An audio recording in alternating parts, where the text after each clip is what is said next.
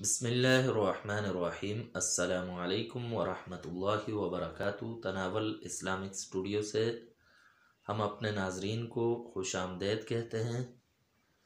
اللہم صلی علی سیدنا و مولانا محمد وعلی آل سیدنا و مولانا محمد وبارک وسلم علیہ۔ معزز ناظرین، آج کی اس ویڈیو میں ہم بات کرتے ہیں دماغ کی کمزوری کی۔ تو دماغ انسانی جسم کا سب سے اعلیٰ اور عمدہ چیز ہے، جسے اللہ تبارک و تعالی نے سب سے اعلیٰ جگہ پر یعنی سر کے پورے جسم کے اوپر والے حصے میں رکھا ہے، اور اس کی اسی طرح کی اہمیت ہے کہ یہ دماغ ہے تو انسان وہی انسان ہے جو اس دماغ سے کام لے کر کبھی ڈاکٹر بن جاتا ہے، کبھی انجینئر بن جاتا ہے، کبھی بڑا عالم بن جاتا ہے، جید عالم بن جاتا ہے، کبھی بادشاہ بن جاتا ہے۔ جہاں بھی پہنچتا ہے، جس مقام پر بھی، جس مرتبے پر بھی پہنچتا ہے، تو اس میں اس کے دماغ کا ضرور عمل داخل ہوتا ہے۔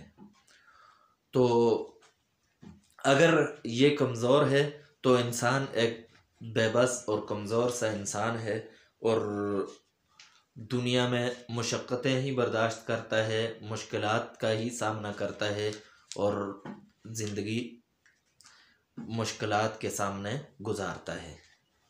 تو اس دماغ کا مضبوط ہونا ضروری ہے۔ تو آج ہم بات اسی سلسلے میں کر رہے ہیں کہ دماغ کو کیسے قوی کیا جا سکتا ہے، مضبوط کیا جا سکتا ہے، ایسا دماغ کیسے بنایا جا سکتا ہے۔ تو یہ عمل کریں، اس عمل کو اپنا معمول بنائیں۔ ہر فرض نماز کے بعد اپنا دایاں ہاتھ اپنی پیشانی پر رکھ کر یا قویو یہ 11 مرتبہ پڑھیں۔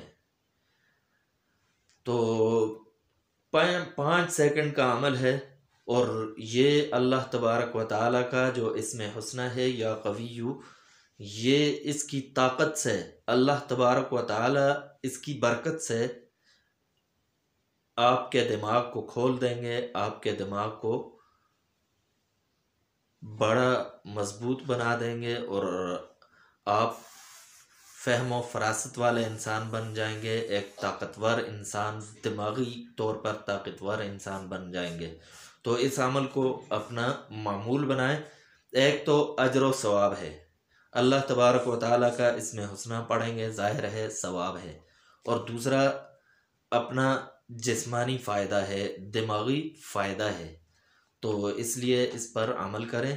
وما علینا۔ Hey there. Subscribe to my channel. And also press this bell icon.